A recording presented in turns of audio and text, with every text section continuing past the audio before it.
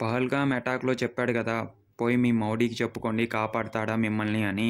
ఇప్పుడు చూసారా ఏం జరిగిందో? మొన్న పాకిస్తాన్ 3 రోజుల నుంచి భయపడుతూనే ఉంది. ఇండియా మా మీద అటాక్ చేయడానికి రెడీగా ఉంది, రెడీగా ఉంది అని. చూసారు కదా! రెడీగే ఉంది. 9 స్థావరాల్ని పేల్చేసింది ఆపరేషన్ సింధూర్ పేరు మీద. ఆపరేషన్ సింధూర్ అంటే మీరు తుడిచిన కుంకుమ బొట్టుకి సాక్ష్యంగా ప్రతీకారం అని అర్థం. ఏదైతే 9 స్థావరాలు మన ఇండియాకి టెర్రరిస్ట్‌తో ముప్పుందో, ఏదైతే టెర్రరిస్టులు మన ఇండియా మీద బాంబులు చేయాలి, దాడి వేయాలని ప్లాన్ చేస్తున్నారో, ఆ స్థలాల్ని గుర్తుపట్టి మరీ ఇండియన్ ఆర్మీ పేల్చివేసింది. దీని ఎనకాల ఉంది మోడీ అని ప్రపంచానికి మొత్తం తెలుసు. కానీ ప్రపంచం దీన్ని క్వెషన్ వేయదు. ఎందుకంటే ఇది మనం చేసింది ధర్మం ప్రకారం. ధర్మం కోసం ఇప్పుడు యుద్ధం చేస్తున్నాం. టెర్రరిస్టులు అనేవాళ్ళే లేకోకుండా చేద్దామనేదే ఇండియా ప్రయత్నం. పాకిస్తాన్ ఎలాంటిదో ప్రపంచానికి మొత్తానికి అర్థమైంది. సుమారుగా నరేంద్ర మోడీ 2 సార్లు సిట్టింగ్ చేసి అమెరికాతో ఇదంతా డిక్లేర్ చేసి చెప్తున్నారు ఇలా ఇలా యుద్ధం జరగబోతుంది అని. దీనికి భిన్నంగా ఆపరేషన్ సింధూర్ పేరు మీద మన ఇండియన్ ఆర్మీ దాదాపు 1 గంట సమయంలో పీఓకే పాకిస్తాన్ ఆక్యుపైడ్ కాశ్మీర్ మరియు పాకిస్తాన్ మీద 9 స్థావరాల మీద ఎక్కడైతే టెర్రరిస్టులు ఉన్నారని ఖచ్చితమైన ఇన్ఫర్మేషన్ మరియు 100% యాక్యురసీతో పేల్చివేసింది. ఇంకా తెలియాల్సి ఉంది ఎంతమంది అయితే గాయపడ్డారో.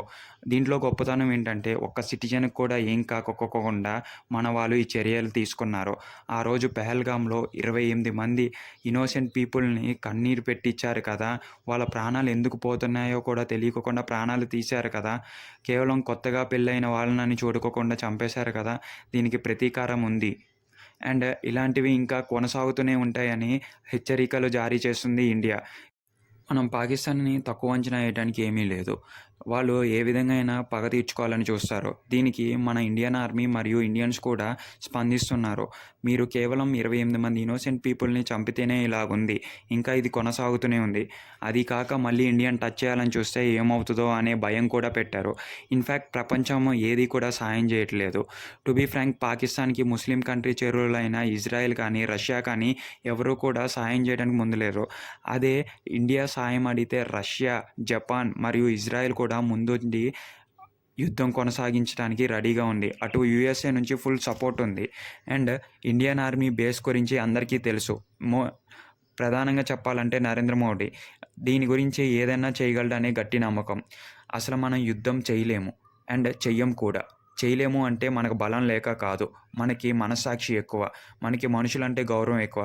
కానీ మన మనుషుల జోలికొస్తే ఏమవుతదో ఇప్పుడు చూశారు కదా! ఇది పాకిస్తాన్‌కే కాదు ప్రపంచానికే గుణపాఠం అని అయితే చెప్పాలి. టెర్రరిజంని లేకోకుండా ఎంతకైనా ఎళ్తుందా అని ఇండియన్ ఆర్మీ ముందుగా ఒక అడుగు ఏసింది.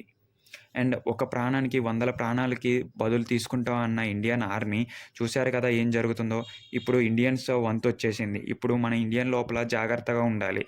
ఏ పాకిస్తానీ మనకి డౌట్ ఉన్నా ఆర్ ఏ ప్లేస్ మీద డౌట్ ఉన్నా కూడా మనం ఇమ్మీడియేట్‌గా మన వాళ్ళకనే ఇన్ఫర్మేషన్ అనేది ఇవ్వాలి. ఇదంతా సాధ్యమైంది ఎవరి వల్లో తెలుసు కదా! అండ్ మన ఇండియన్ ఆర్మీకి ఎప్పుడూ థాంక్‌ఫుల్‌గా ఉండాలి. ఇలాంటివి ఇంకా టెర్రరిస్ట్ అటాక్‌లనేవి జరక్కోకుండా ఇండియా ముందు చర్యలు తీసుకుంటా అనైతే ప్రామిస్ చేసింది. ఏదేదైనా ఇన్ఫర్మేషన్ ఉంటే నేను మీ వరకు తీసుకొస్తా. ముందైతే సబ్స్క్రైబ్ చేసుకోండి. కింద డిస్క్రిప్షన్‌లో ఉన్న మన టెలిగ్రామ్ ఛానల్ మరియు వాట్సాప్ కమ్యూనిటీలో ఇమ్మీడియేట్‌గా జాయిన్ అయిపోండి. జై హింద్, జై భారత్.